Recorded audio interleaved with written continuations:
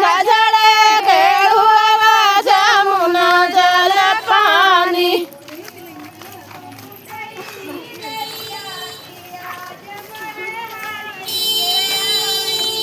उड़ी उड़ी बोलै चिड़ैया कि आज मोरे हरि के अवैया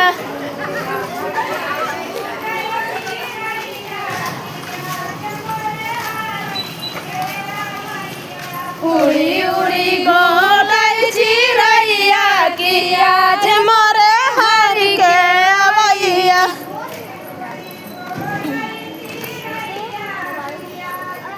चलो तो एकदम अच्छा बना